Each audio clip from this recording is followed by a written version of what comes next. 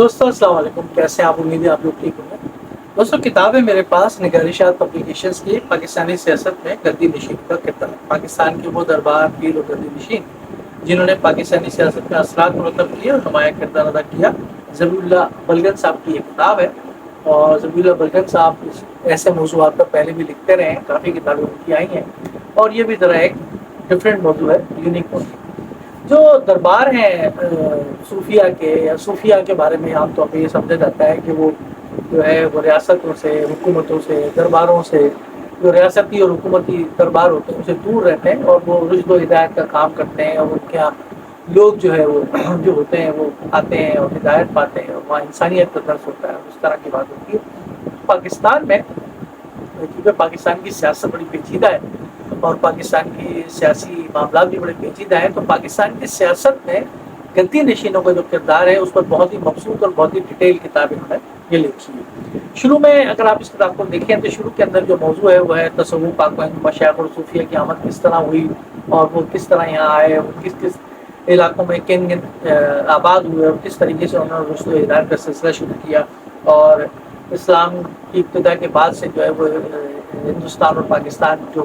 موجودہ ہے ان علاقوں کے اندر صوفیہ جو ہے وہ آنا شروع اور انہوں نے اپنی تعلیمات پھیلانا شروع کی۔ پھر تصوف اور صوفیہ کی تحریک کا تاریخی ارتقاء عرب سے ہندوستان تک جو ہے وہ انہوں نے اس کو ذکر کیا کہ پہلا گروہ جو ہے وہ 661 عیسوی سے 850 عیسوی تک آیا، پھر 8ویں اور 9ویں صدی عیسوی کے اندر پھر ہندوستان میں صوفیہ کی تحریک اور صوفی اسلام، پھر بر صغیر میں مسلم سیاسی فکر میں تصوف کا کردار، کیونکہ بہت سارے جو دربار اور گدی نشین تھے وہ تحریک پاکستان میں مسلم فکر کے اندر تشکیل دینے میں انہوں نے بھی اہم کردار ادا کیا۔ پھر اس کے بعد انہوں نے پاکستان کے جو معروف سیاستدان ہیں جن کا تعلق صوفی گھرانوں سے ان کا ذکر انہوں نے کیا، مثلا ملتان کے گیلانی سیاستدان ہیں، گیلانی سیاستدان ہیں، ان کی انگریزوں سے دوستی کی ابتدا کس طرح ہوئی، ان کے جو بڑے تھے انہوں نے کس طریقے سے انگریزوں کی مدد کی پہلی جنگ دین یا دوسری جنگ دین کے اندر۔ پھر اس کے بعد گیلانی اور قریشی جو خاندان ہیں ملتان کے، ان کے درمیان جو رقابتیں ہیں وہ کس طرح پیدا ہوئیں، سیاسی رقابتیں پیدا ہوئیں، پھر ان کی رشتہ داریاں کیا ہیں، پھر گیلانی خاندان میں کس کس سیاسی جماعت میں شامل رہے ان کے لوگ، کس طریقے سے یہ لوگ پارٹیاں بدلتے رہے، جماعتوں میں جاتے رہے، ان کے جو سیاستدان ہیں وہ کون کون ہیں، اور بہت مائکرو لیول پر، یعنی بڑوں سے لے کر کے اور بچوں تک، اور ان کے بچوں تک بھی اگر انہوں نے سیاست کا حصہ لیا ہے تو ذبیح اللہ بلگن صاحب نے بہت تفصیل کے ساتھ ان کا ذکر کیا، جس میں سید رسول اللہ گیلانی صاحب جو ہے وہ بہت مشہور ہیں، یا محمود سید حیدر گیلانی ہیں، یا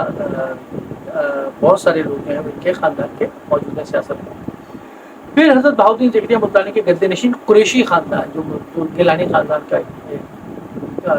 کمپٹیٹو ہے، اس کو کمپٹیشن دیتا ہے، وہ خاندان جس میں ہمارے یہاں جو ہے شاہ محمود قریشی صاحب شامل ہیں، ان کے خاندان کی ابتدا یہاں کس طرح ہوئی، انہوں نے انگریزوں سے دوستی کی، کس طرح مدد کی، اس کی کافی تفصیل کے ساتھ انہوں نے ذکر کیا، اور ان کے جو ممتاز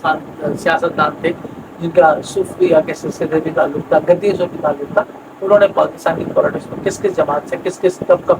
کس طرح حصہ لیا، اس کی تفصیل انہوں نے اس کے اندر بیان کی۔ پھر جنگ بھی آپ کو معلوم ہے کہ شاہ جیونا ہے، اس میں جو ہے سید عابدہ حسین اور سید فیصل صالح حیات، اس کا بھی بڑا تفصیل سے انہوں نے ذکر کیا۔ پھر سلطان عارفین سلطان حضرت سلطان باہو کے جو گدی سے وابستہ ہے ان کا ذکر بھی انہوں نے کیا کہ سیاست کے اندر انہوں نے کس کس طریقے سے اپنے کون کون سے لوگ جو ہے آئے اور انہوں نے کیا ادا کیا۔ پھر مخدوم جاوید ہاشمی صاحب جو ہے ملتان کے، ان کا ذکر ہے موجود۔ پھر بخاری سید اور جاگیر سیاستدان ہیں، جس میں سید فخر امام صاحب یا سید نوبہار شاہ بخاری وغیرہ موجود ہیں۔ پھر جنوبی پنجاب کے دیگر سیاستدان جو ہے سید سیاستدان جو مظفر گڑھ کے ہیں، اسی طریقے سے جلال پور پیر والا خاندان، سید عباس علی شاہ، سید جاوید علی شاہ، سید صدرالدین شاہ، بہاولپور کے مخدوم اور گدی نشین سیاستدان میں بہاولپور اونٹ شریف کے، پھر بہاولپور کی سیاست نظامی تقسیم، پھر مخدوم خاندان، مخدوم الملک، سید غلام میرا شاہ، سید حسن محمود وغیرہ، ان کا کافی ذکر کیا۔ ملتان کے گردیزی سیاستدان جو ہیں جن کا تعلق صوفیہ کے سلسلے سے بھی ہے، انہوں نے کس طریقے سے پاکستان کی پولیٹکس میں حصہ لیا، اور کون کون سے خاندان کے لوگ اس کے اندر شامل ہیں، کیا اہم کردار ادا کیا، وہ بھی انہوں نے۔ یا پھر بہاولپور کے گیلانی اور سید سیاستدان، ڈیرہ غازی خان کے سجادہ نشین اور پیر و رنگریز حکومت، پھر آستانہ عالیہ سیال شریف کے گدی نشین سیاستدان ضلع سرگودا کے اندر، پھر شرک پور شریف کے پیر سیاستدان جو ہے میاں جلیل احمد شاہ پوری وغیرہ، ان کے بارے میں ذکر ہے۔ پھر شمشاد علی شاہ صاحب آستانہ علی حضرت کرما والا شریف اوکاڑا، ان کا بھی جو ہے اس کے اندر ذکر موجود ہے۔ تو کافی زیادہ یہ اس کے اندر ڈیٹیل موجود ہے، اور کافی انہوں نے جو ہے وہ